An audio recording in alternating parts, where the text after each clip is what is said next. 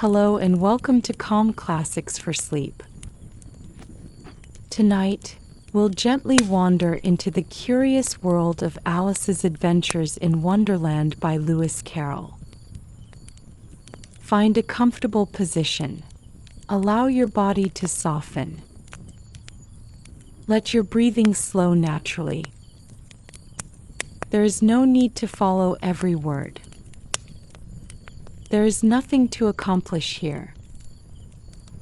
Simply let the story unfold at its own quiet pace. If your thoughts begin to drift, that's perfectly fine. You may listen, or you may simply rest. Now let us begin. Chapter 1. Down the rabbit hole. Alice was beginning to get very tired of sitting by her sister on the bank, and of having nothing to do. Once or twice, she had peeped into the book her sister was reading, but it had no pictures and no conversations in it.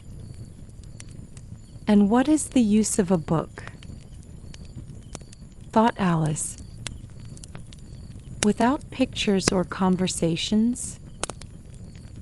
The day was warm, very warm, and Alice felt sleepy and a little dull. She was wondering whether making a daisy chain would be worth the trouble of getting up and picking the daisies, when suddenly a white rabbit with pink eyes ran close by her. There was nothing very remarkable in that, nor did she think it very strange to hear the rabbit say to itself, "Oh dear, oh dear, I shall be late." At the time, it seemed quite natural. But when the rabbit actually took a watch out of its waistcoat pocket and looked at it and then hurried on, Alice jumped to her feet. She had never before seen a rabbit with a waistcoat pocket or watch to take out of it. Burning with curiosity, she ran across the field after it. And just in time, she saw it pop down a large rabbit hole under the hedge. Without thinking about how she might get out again, down went Alice after it. The rabbit hole went straight on, like a tunnel, and then suddenly dipped downward. So suddenly that Alice had no time to stop herself before she found herself falling down a very deep well. The well was either very deep or she was falling very slowly, for she had plenty of time to look around her and wonder what would happen next. She tried to look down, but it was too dark to see anything. Then she looked at the sides of the well. They were lined with cupboards and bookshelves. Here and there, maps and pictures hung upon pegs.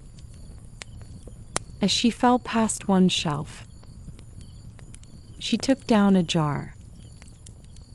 It was labeled orange marmalade, but it was empty. She did not want to drop the jar for fear of hurting someone below, so she carefully placed it into another cupboard as she fell past it. Well, thought Alice, after such a fall as this, I shall think nothing of tumbling downstairs. How brave they'll all think me at home. Why, I wouldn't say anything about it, even if I fell off the top of the house. But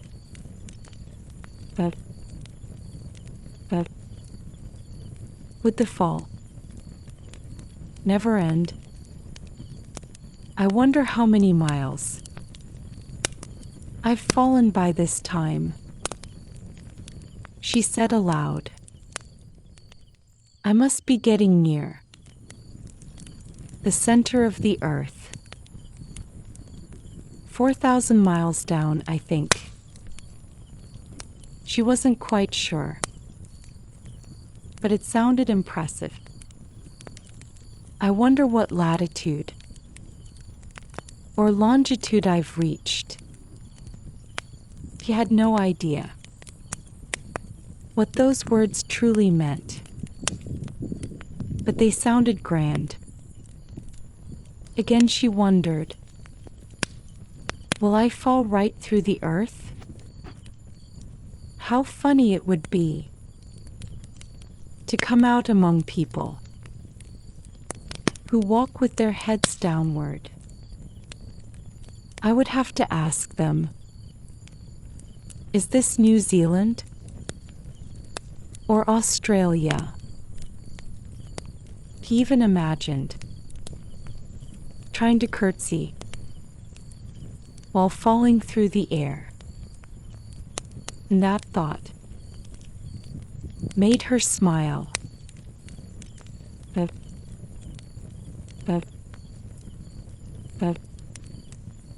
there was nothing else to do.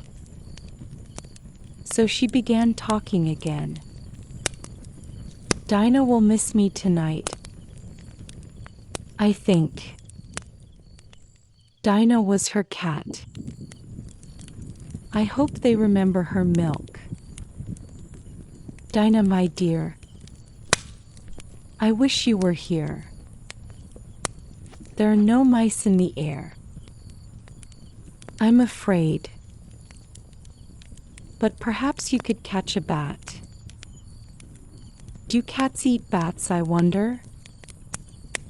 She began to feel drowsy.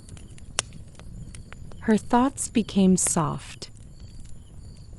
Do cats eat bats? Do bats eat cats? It did not matter which way she asked it. Her eyes were growing heavy. She was almost asleep when suddenly, thump, thump, he landed upon a heap of sticks and dry leaves, and the fall was over. Alice was not hurt at all. She jumped to her feet at once. Above her, everything was dark. Before her, a long passage stretched ahead, and the white rabbit was still in sight, hurrying away. There was not a moment to lose. Away went Alice like the wind, just in time to hear the rabbit say, as it turned a corner, "Oh, my ears and whiskers, how late it's getting. He turned the corner too, but the rabbit was gone. He found herself in a long, low hall. It was lit by a row of lamps hanging from the ceiling. There were doors all around the hall, but every one of them was locked. Alice walked down one side, then back up the other, trying every door. None would open. At last, he walked sadly down the middle of the hall, wondering how she would ever get out again. Suddenly, he noticed a little three-legged table. It was made of solid glass. On it sat a tiny golden key. Alice thought it might belong to one of the doors, but the locks were too large, or the key was too small, did not fit any of them. However, on her second walk around the hall, he noticed a low curtain she had not seen before. Behind it, a small door, only 15 inches high. He tried the little golden key, and to her delight, Alice opened the door, led into a small passage, not much larger than a rat hole. He knelt down and looked through. Beyond it was the loveliest garden she had ever seen.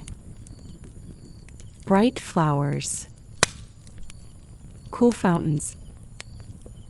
He longed to wander there, but she could not even fit her head through the doorway. And even if my head could go through,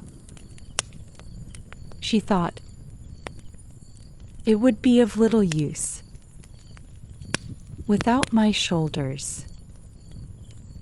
Oh, how I wish I could shut up like a telescope. So many strange things had already happened that Alice was beginning to believe almost anything was possible. He went back to the glass table, half hoping to find another key, or perhaps a book of instructions for folding oneself up like a telescope. He said, he found a small bottle. It had not been there before. Round its neck was a label in large, beautiful letters. Drink me. No. It is one thing to read drink me, and quite another to actually do it. Alice was careful. She looked to see whether it was marked poison, for she had read many cautionary tales about children who came to unfortunate ends simply because they forgot simple rules, such as a red-hot poker will burn you if you hold it too long, or a deep cut will bleed, and if you drink from a bottle marked poison, it is very likely to disagree with you sooner or later. But this bottle was not marked poison, so Alice tasted it. It was delicious. Seemed to taste of cherry tart, pineapple, roast turkey, pig, and hot buttered toast. And before she knew it, she had finished it. "What a curious feeling," said Alice. "I must be shutting up like a telescope." And indeed, she was. She was only 10 inches tall. He felt pleased. Now she would be the right size to enter the garden. He waited a moment, just in case she might shrink further. He felt slightly nervous, for I might disappear altogether. She thought, like a candle flame after it has been blown out. After a while, nothing more happened. So she decided to go into the garden. But when she reached the little door, she remembered he had left the golden key on the table. No, she was far too small to reach it. She could see it clearly through the glass. He tried to climb the leg of the table, but it was too smooth, too slippery.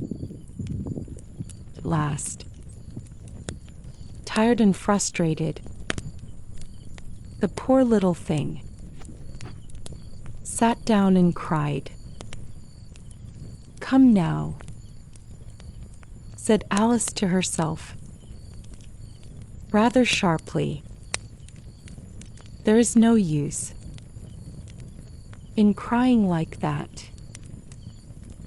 I advise you to stop this minute." She often gave herself very good advice, though she did not always follow it. But now, there was hardly enough of her to make one respectable person.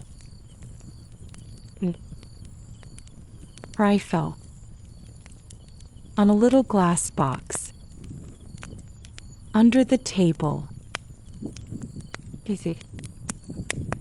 Was a tiny cake with the words, "Eat me." "Well," said Alice, "if it makes me grow larger, I can reach the key. And if it makes me grow smaller, I can creep under the door. Either way, I shall get into the garden. So she ate a small piece. Which way? She whispered anxiously, holding her hand to the top of her head to feel whether she was growing. But she remained exactly the same size. This was ordinary enough. But Alice had grown accustomed to extraordinary things. So ordinary now seemed dull. And so he finished. Chapter 2, The Pool of Tears. Curiouser and curiouser, cried Alice. She was so surprised that she forgot for a moment how to speak properly. Now I'm opening out like the largest telescope that ever was. Goodbye, feet. She looked down. Her feet seemed almost out of sight. Oh, my poor little feet, he murmured. Who will put on your shoes? And stockings for you now. I shall be far too distant to trouble myself about you. You must manage the best way you can. Then she paused. But I must be kind to them, she thought. Or perhaps they won't walk the way I want them to. I know. I shall send them a new pair of boots every Christmas. The idea pleased her. They must go by carrier. She continued softly. How funny it will look, sending presents to one's own feet. He imagined the label. Alice's right foot askew. Hearth rug near the fender. With Alice's love. She shook her head gently. Oh dear. What nonsense I'm talking. Just then, her head struck the ceiling of the hall. He was now over 9 feet tall. Quickly, he seized the little golden key and hurried to the garden door. Poor Alice. She had to lie down on her side to peer into the garden with one eye. But it was hopeless. She sat down and began to cry again. You ought to be ashamed, she said firmly to herself. A great girl like you, crying in this way. Stop at once. But she did not stop. She cried and cried until there was a great pool around her, 4 inches deep, stretching halfway down the hall. After a while, he heard the soft pattering of little feet. She quickly dried her eyes. The white rabbit was returning, dressed splendidly, white gloves in one hand, a large fan in the other. He hurried along, muttering to himself, "Oh, the Duchess! The Duchess! How angry she will be if I have kept her waiting." Alice felt desperate. When he came near, she spoke timidly. "If you please, sir." The rabbit jumped violently, dropped his gloves, dropped his fan, and fled into the darkness as fast as he could. Alice picked up the fan and gloves. The hall was very warm. She fanned herself gently. "How strange everything is today," he murmured. "Yesterday things were quite ordinary. I wonder if I have been changed. In the night, was I the same? When I woke this morning," he tried to remember, "if I am not the same, who am I? That is the puzzle." She thought of other children. He knew. "I'm not Ada," she decided. Her hair curls in ringlets. Mine does not. And I cannot be Mabel. I know so many things. She knows so very little. And besides, and I am I. She sighed. How puzzling it all is. I shall test myself. He tried to recall her lessons. 4 times 5 is 12. 4 times 6 is 13. Oh dear.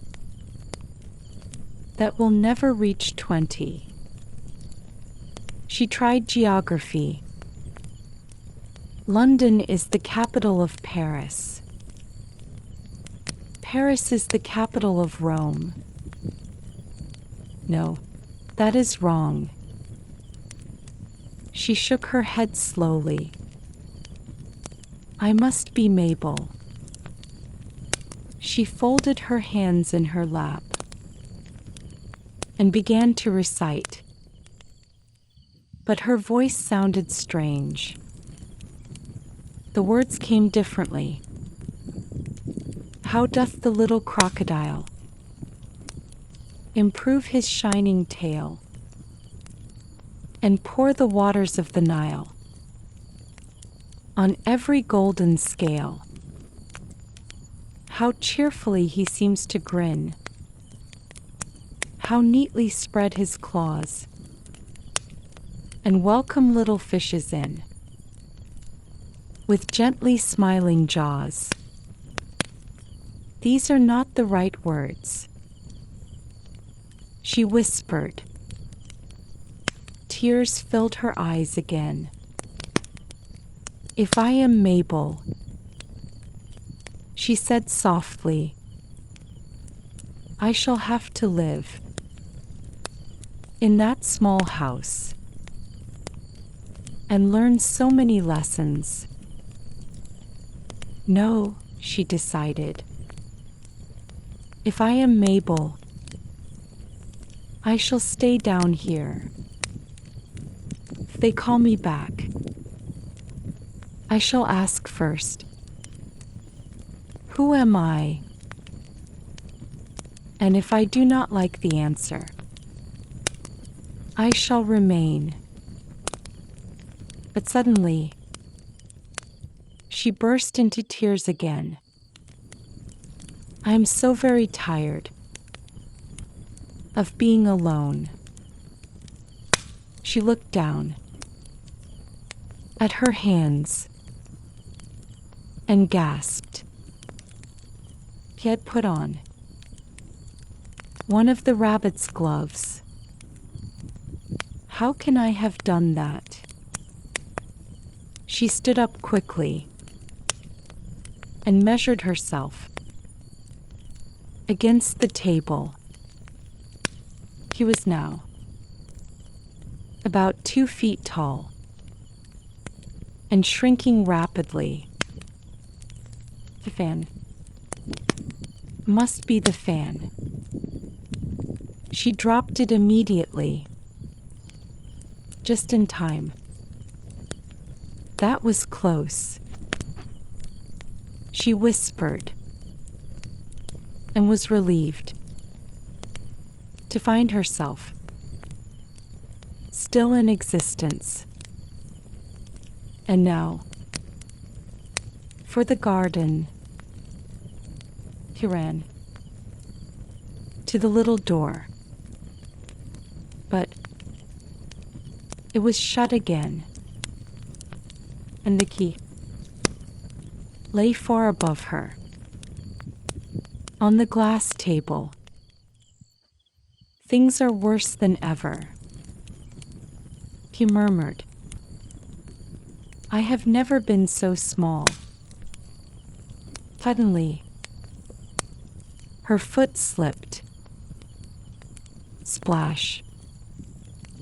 He was up to her chin in salt water. For a moment, he thought she had fallen into the sea. But soon she realized this was the pool of tears she had cried when she was 9 feet tall. I wish I had not cried so much, she said quietly. To drown in one's own tears. What a strange fate.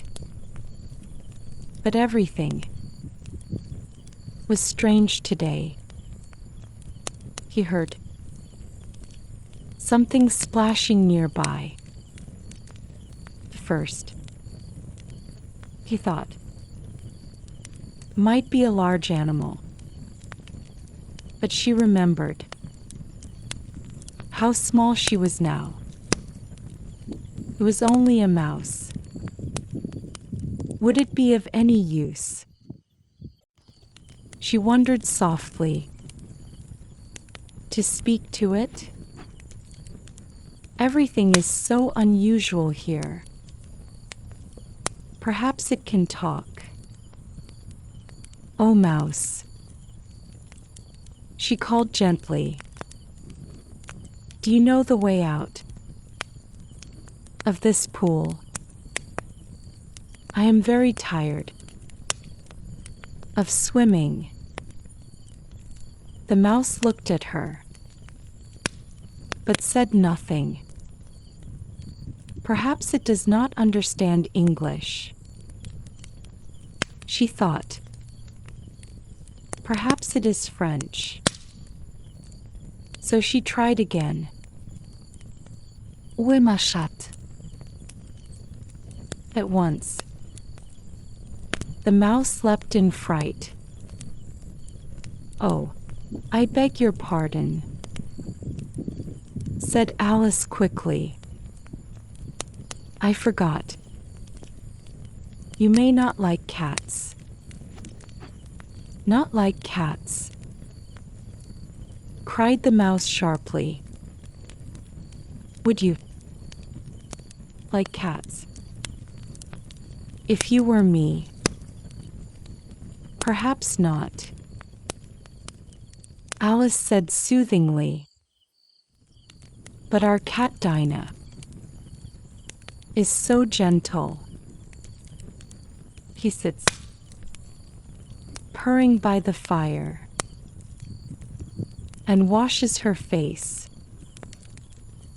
and catches mice. She stopped. "Oh dear," she whispered. The mouse was bristling with anger. "We shall not speak of her again," Alice said quickly. The mouse trembled. "Our family has always hated cats," he declared. "Nasty creatures.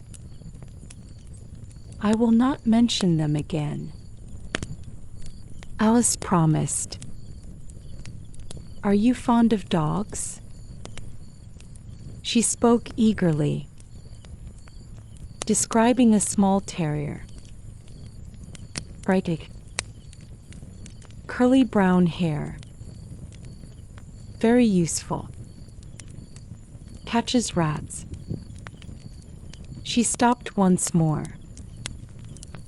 "Oh dear." The mouse was swimming away again. So she called softly, "House dear, please come back. We will not speak cats or dogs." The mouse turned, swam slowly back.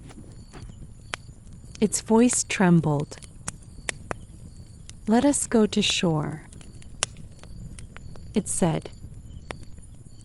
"Then I will tell you my history, and you will understand why I hate cats and dogs."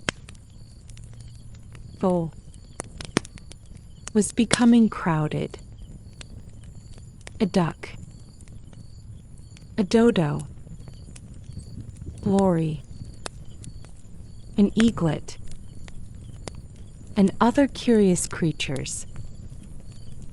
Alice led the way, and together they swam toward the shore. Chapter 3: A Caucus-Race and a Long Tail. They were indeed a very strange-looking party. The birds, with feathers clinging damply to them. The animals, with fur pressed flat. All dripping wet, cross, and uncomfortable. The first question was simple. How were they to get dry? They consulted together. After a few minutes, Alice found herself talking quite familiarly with them, as if she had known them all her life. She had a long argument with the lorry. The lorry finally said, "I am older than you and must know better." Alice would not accept this, not without knowing how old it was. But the lorry refused.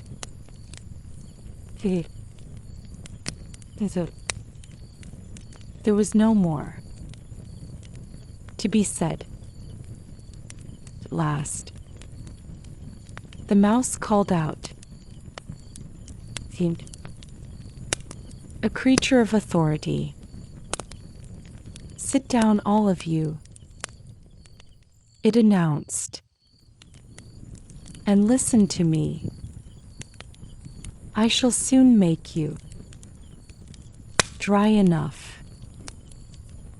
They all sat down at once, in a large circle. the mouse. In the center. Alice watched anxiously. He felt sure he would catch a cold if she did not dry soon. Ahem, said the mouse importantly. Are you ready? This is the driest thing I know. Silence, if you please. And it began. William the Conqueror. It spoke in a steady tone. A long historical account. Names and titles. Edwin. Morcar. Stigand. The lorry shivered. Ugh. I beg your pardon, said the mouse politely. Did you speak? Not I, said the lorry quickly. I proceed, said the mouse. It continued. The duck interrupted. Found what? Found it, said the mouse crossly. You know what it means. The duck replied calmly. I know what it means. When I find something, it is usually a frog or a worm. The mouse ignored this and went on. After a while, turned to Alice. How are you getting on? As wet as ever. She replied softly. It does not seem to dry me at all.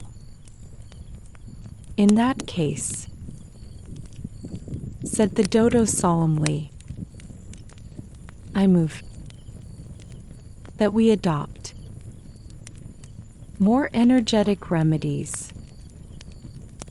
Speak English, said the eaglet. I do not understand half those long words. The dodo looked offended. What I meant to say, it continued, is that the best way to get dry would be a Caucus-Race. What is a Caucus-Race? Asked Alice. The best way to explain it, said the dodo, is to do it. First, it marked out a sort of circle. The exact shape does not matter. They were placed around the course. There was no signal. They began running whenever they liked and stopped whenever they pleased. After half an hour, they were quite dry. The race is over, cried the dodo. They crowded around. But who has won? The dodo thought for a very long time. At last, everybody has won, it declared. And all must have prizes. But who will give the prizes? Why, she, said the dodo, fading to Alice. They surrounded her. Prizes. Prizes. Alice had no idea what to do. In desperation, she reached into her pocket. She found a box of comfits. Luckily, the salt water had not spoiled them. She handed them out, one each. But she must have a prize too, said the mouse. Of course, said the dodo gravely. What else have you? Only a thimble, said Alice quietly. Hand it over. They gathered again. The dodo presented the thimble. With great ceremony, we beg your acceptance of this elegant thimble. They all cheered. Alice thought it absurd, but they looked so serious. He bowed and accepted it solemnly. Next, they ate the comfits. There was some confusion. Large birds complained. Small ones choked. Eventually, peace returned. They sat again in a ring and asked the mouse to tell more. You promised to tell your history, said Alice softly, and why you hate C and D. She whispered the letters. The mouse sighed. Mine is a long and sad tale. A long tale, said Alice, looking down at the mouse's tail. Why do you call it sad? While the mouse spoke, Alice imagined something like this. Fury said to a mouse that he met in the house, let us both go to law. I will prosecute you. Come, I'll take no denial. We must have a trial.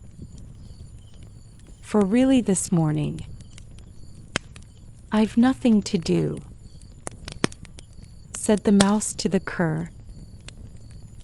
Such a trial, dear sir, with no jury or judge, would be wasting our breath. I'll be judge, I'll be jury, said cunning old Fury. I'll try the whole cause and condemn you to death. You are not attending, said the mouse sharply. I beg your pardon, said Alice humbly. You had got to the fifth bend, I think. I had not, cried the mouse. A knot, said Alice helpfully. Shall I undo it? The mouse stood up.